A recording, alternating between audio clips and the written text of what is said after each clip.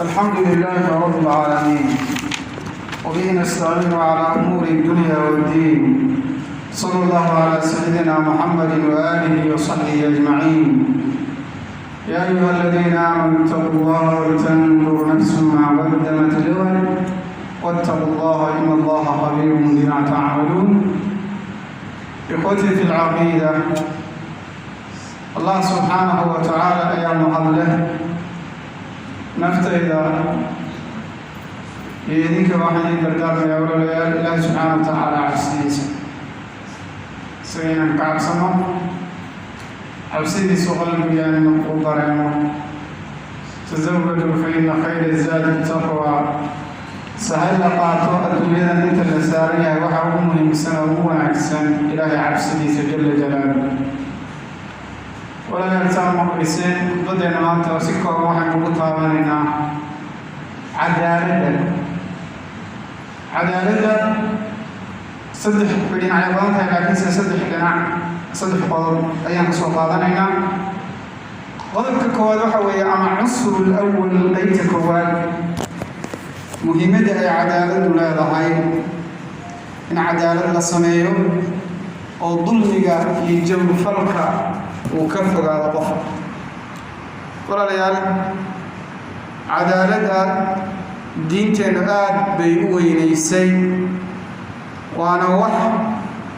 ay wax kasta ku taagan yihiin samawaadka iyo ardiga iyo duwalku waxay ku dhisan yihiin waxa weeyaan cadaalad inay sameeyaan. hadday samayn waayaan way burburayaan. saa darteed ilaahi subxaanahu wa tacaala magacyadiisa waxaa ka mid ah alcadl.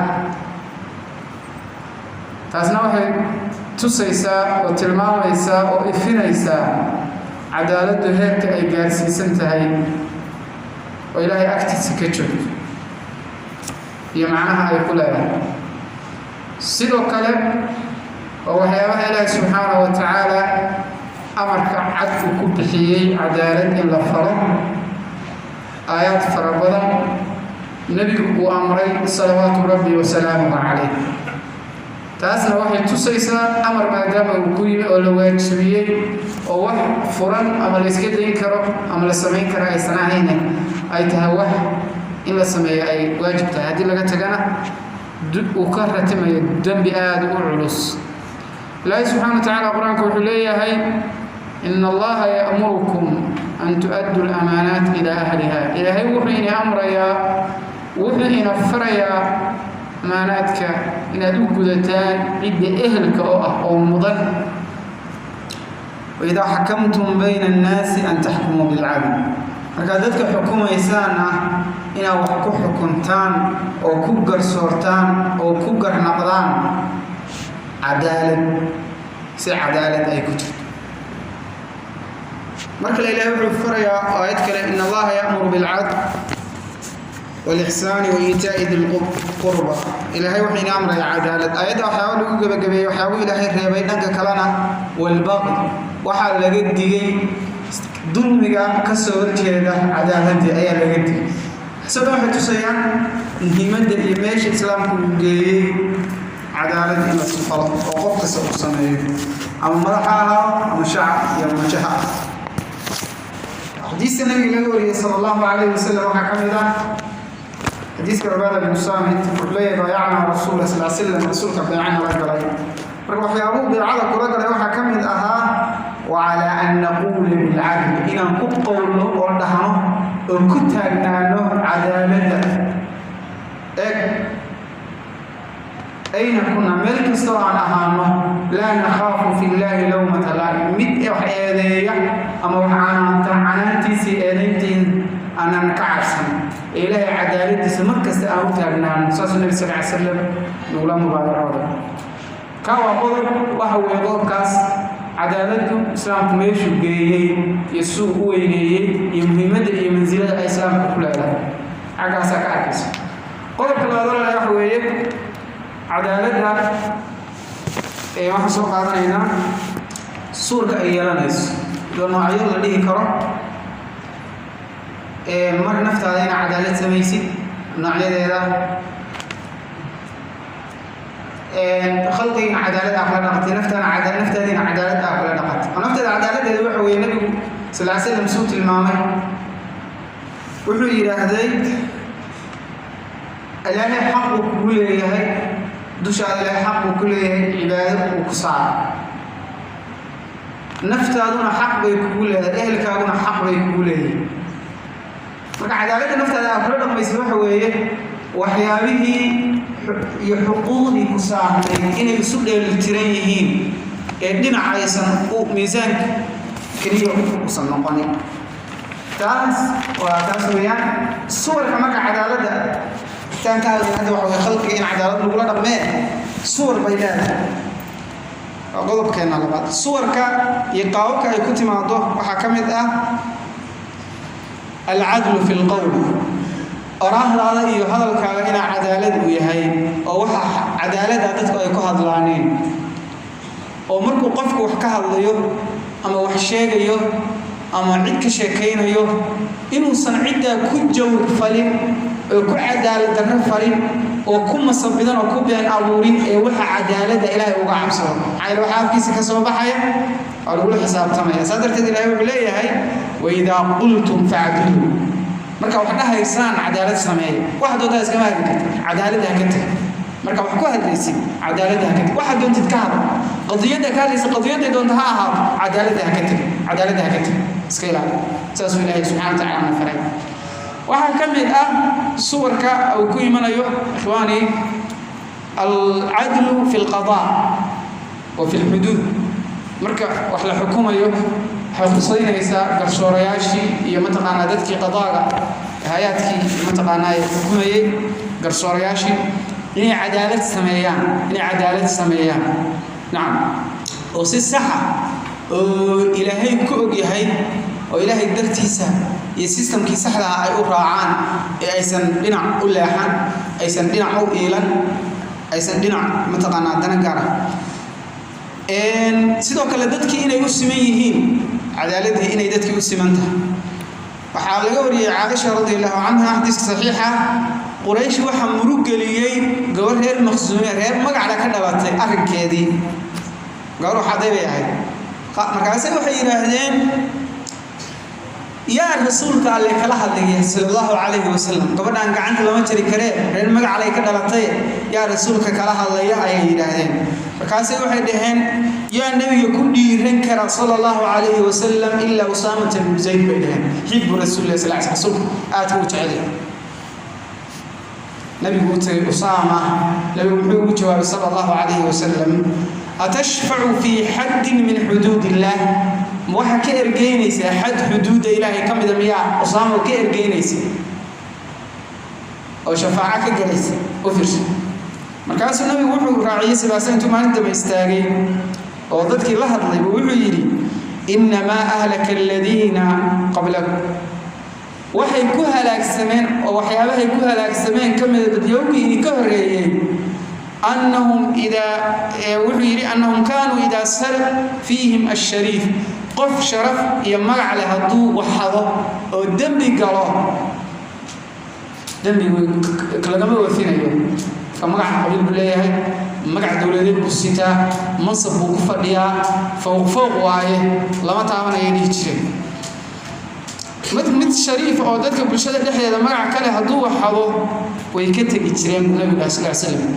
وإذا سرق فيهم الضعيف مت عقدرنا وعد دفاعه من برشده isaga dhex jira haduu dambi galo waxado aqaamu alayhi alhad hadkay ka oogi jireen markaas nabigu sallallahu alayhi wasallam ilaah baan ku dhaartay Faatimada nabi Muhammad uu dhalay haday waxado mana xadayso laakiin soo adkay waxa shaayaan inay xado waxaan shareeya gacanteeda ayuu nabigu yiri salawaatu rabbi wa salaamu alayhi taas waxa weeye in lehero cadaalad loo sameeyay garsoorka laga helo waxa kamid ah suwarka cadaalad ee dinteena ka hadashay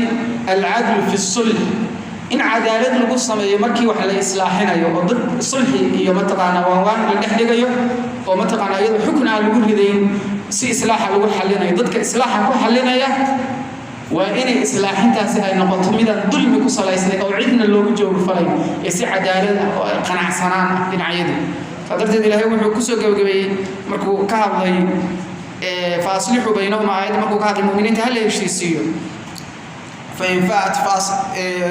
فاصلحوا بينهما بالعدل kooxdii khaladka gashay oo mataqaana aw diiday garti markay soo laabtay dambigeeda ka laabato cadaalad sameeyo wax uu raadin si cadaalad ku heshiisay ayuu Ilaahay subhanahu wa ta'ala leeyahay waxa kamid ah sida cadaaladda ay ku timaado al-adl bayna az-zawjat in cadaalad loo sameeyo dumarkii ninku isla qabay haduu leeyahay xaasas mataqaana laba gaaray laba iyo wixii ka badan ilaa afar inuu cadaalad u sameeyo nabigu wuxuu leeyahay sallallahu alayhi wasallam oo cadaalad iska ilaasho عدالة هذا كيلاش وحليه النبي صلى الله عليه وسلم ننكي له لبض مرة كبدنا وا سوق ليان ومركاو إيشا وحقي هذا حب هذيا مدود مالت قيامها وي ما سوى دين عول الله دين عقل الله دين عقل الله أحسن أي مالت قيامها هي اللهم قلبك شعالك قلبك كاس إلهي وحفر مفر ودي سكون جدا لكن سوف هذه كرونا نفقري متقانا لحيتانكي وحاس إنه عدالة سمي عدالة سمي نعم أحكم إذا عدالة سورة الأولى هي العدل مع غير المسلم حتى قفوا دوسة مسلمة هي عدالة كل رقمين سادتي لها أما بسايسان أو حين كالحياة سادتي لها ولا يجرمنكم شنعان قوم على ألا تعدلوا قولوا حناق يعراء أقبتان درت هذا يسن إنكو حنبار إن عدالة كتكتان اعدلوا وأقرأوا للتقوى عدالة السماء إلى ما هذه السايسان قفل هذه السايسان مع هذا ما يماها ما دام السايسان أو سقبتين واحد يتبع كل سبحان كتاما ما نعم قول كاسنا حول الصورة عدالة انت سكسوقات قول بقدر ما يحوي عدالة عدالة هنا لسمايو متقعناي خياتك أي كوي لنا يسهدي عدالة لجهة أمضيه دول كي لجهة شدي لجهة أفراد أشخاص تي لجهة محاكاة لنا يفائدات أثر كإيجا فرق المجتمع كيريا محاوى ولا لي عدالة أفراد في عام أوين أي كدشة بالشدة دي متقعنة عدالة بالشدة يقول حفاظ سنتها أو أي تشتو حقوق دي ولا إلالنا حقوق دي ولا إلالنا متكل الدلمية والله لنا وعيد الدلمية كشيء الشرع قال له حكمه سمعت دي لكن استمرك عدالة لو وفساد يعمل در يبلاي ولا ما كان على ناس صدرت واحد هان دولة عادلة أو أمريكا هي مدخل عدالة له هدي دونت مسلم بيس الدولة داس أهاني شريطان كيلو غير على دولة داس هدي مر عدالة برشة دو سماينس وبرشة عدالة بحكومة وظلم يجور أيضا كحكومة وأكل أحنا لكن هدي ماشي مثلا عدالة لو واحد عند دولة داس بس يشرتو أودنا ما يلا تمرعنا ما يلا فيري حسب قضانا فإذا يوحى كدشة مثلا عدالة خلفاء عمر بن الخطاب سوق هذا رضي الله عنه أحد عظيم كسر بقك ياها باوح صوت دري إرجي وصوت دري باوح ماذا عمر مركز سوق عمر بن الخطاب نائما على الأرض بالخدوش يسكتشفه بدون حراسة وردية الآن عندما ورديين يحكوا على رئيسنا يملا حاجة سكوت عمر بن الخطاب رضي الله عنه ويا مركب مدح وصل له إلى شيء عمر بن الخطاب سيدا دقنان شهايو أمان كايو متقانا ولا أنت أو خوف لا أنت عبس لا أنت وسيد دقيقة سكتشي مركز وحيري هذا العام وحيري عدلت فأمنت فنمت يا عمر عدالة بعد سميس مركز أمان هشام ودتك كنا بدك شيء مركز أساس حسات وأنت أمني ولا الآن كساحت نعم صدرت وإن أويدان مثل ما نقارهان ملاحظ mataqaanaa amniga waxyaabaha lagu helo waxaa ka mid ah bulshadu inay cadaalad hesho haddii cadaalad darro iyo dulmi iyo jawr uu dhaco waxay qayb ka ahaataa amni darrada hada sallallahu alayhi wa sallam ala man amarakum